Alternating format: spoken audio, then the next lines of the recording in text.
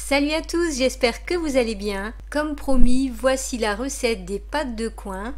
C'est une confiserie réalisée par la cuisson de coing et de sucre. Sa saveur acidulée et son doux parfum vont vous rappeler des souvenirs d'enfance. Si la recette vous plaît, pensez à mettre un petit pouce bleu, ça fait toujours plaisir. Et si vous êtes nouveau, c'est le moment de vous abonner.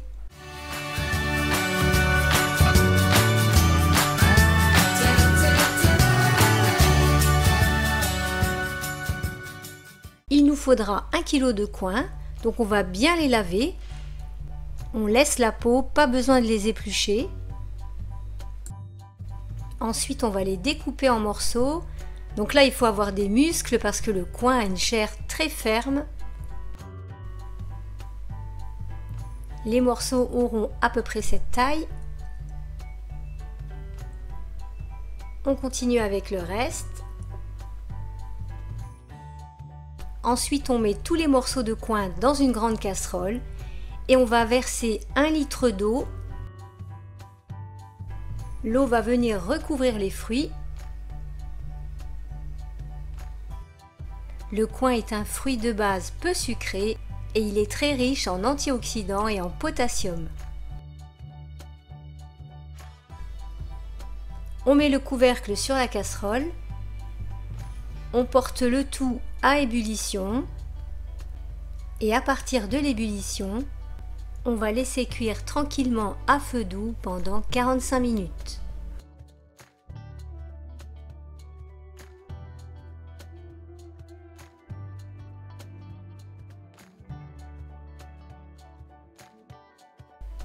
Je jette un œil en cours de cuisson de temps en temps, ça me paraît bon. Et voilà, les fruits sont cuits.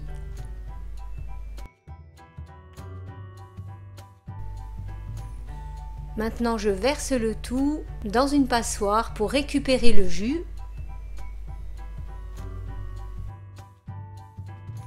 Et avec le jus, on pourra faire de la gelée de coing. Je vous mets le lien de la recette dans la description.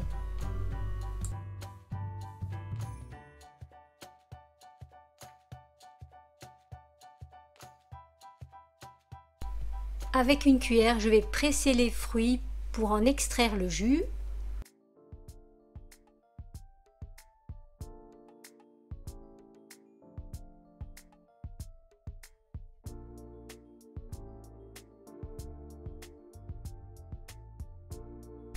Je débarrasse les coings égouttés dans un saladier et ensuite on va venir les mixer.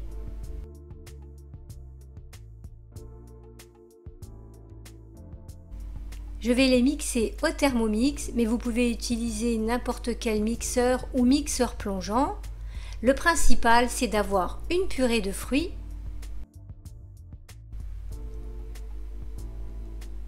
Maintenant, je verse la purée de fruits dans la casserole.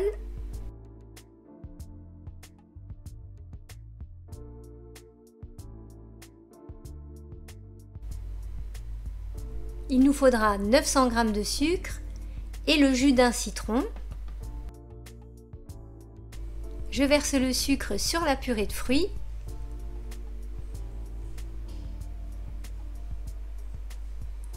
J'ajoute le jus de citron.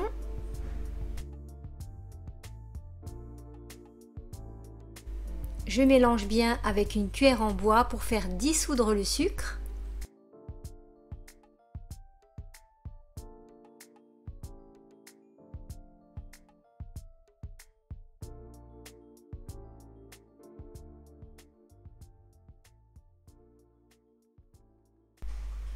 J'ajoute 2 cuillères à café d'extrait de vanille.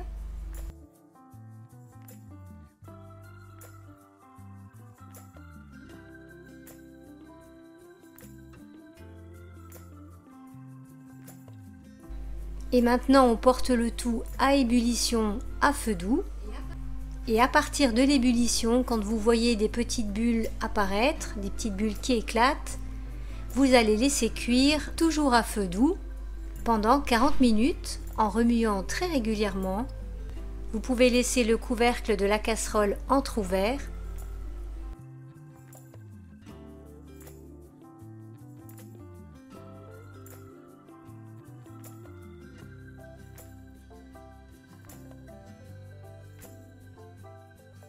Surtout, on remue bien régulièrement.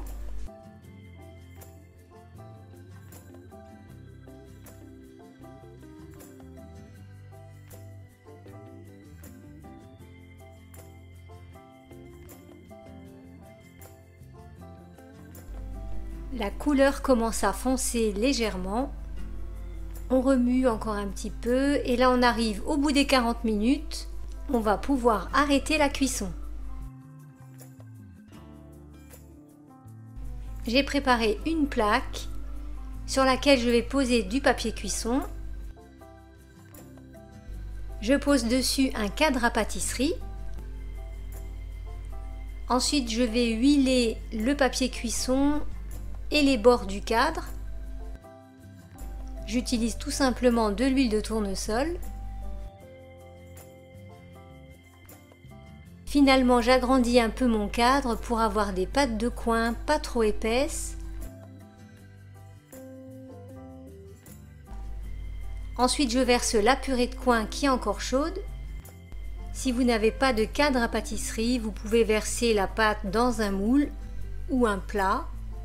Recouvert de papier cuisson, c'est mieux, ça facilitera le démoulage. Je la répartis soigneusement. On comble bien les coins. C'est le cas de le dire.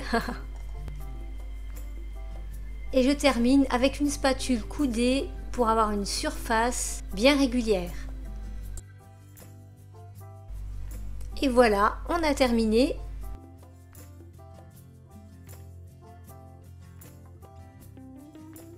Maintenant, je le recouvre avec un torchon propre et on laissera sécher au minimum une nuit à température ambiante. Nous voilà le lendemain et il ne nous reste plus qu'à les découper. On va prendre 120 g de sucre pour enrober nos pâtes de coin. Je détache le cadre.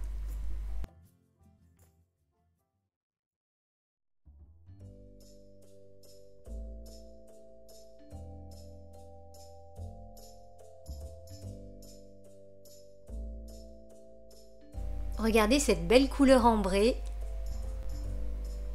Et maintenant, on va commencer à découper nos pâtes de coin. Je découpe des bandes d'environ 3 cm sur la largeur du rectangle.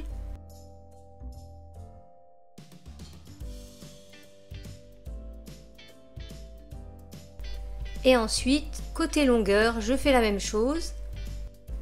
Je découpe mon quadrillage.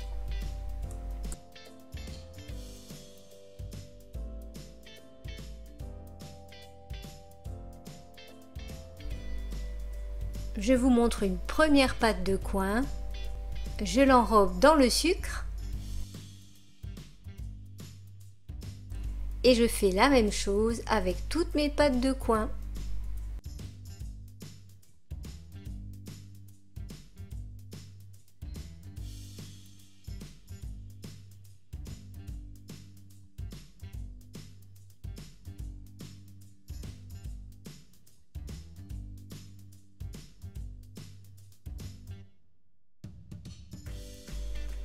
Voilà, j'ai terminé.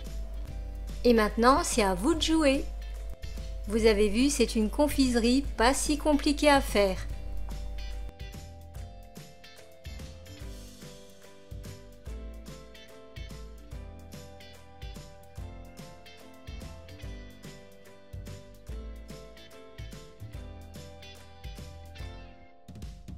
C'est le moment de goûter.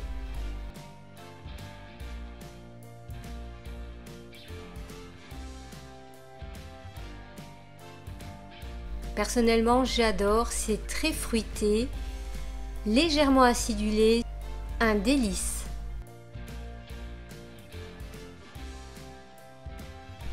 Vous pourrez conserver vos pâtes de fruits dans des boîtes hermétiques au réfrigérateur. Moi, je les mets dans des boîtes métalliques sur du papier cuisson et on peut les conserver pendant plusieurs mois, mais je ne pense pas qu'il en restera jusque-là. Voilà, la vidéo est terminée, j'espère vraiment qu'elle vous a plu. Si c'est le cas, merci d'avance pour vos pouces bleus. Et si vous êtes nouveau, c'est le moment de vous abonner. Et je vous dis à très vite pour de nouvelles recettes.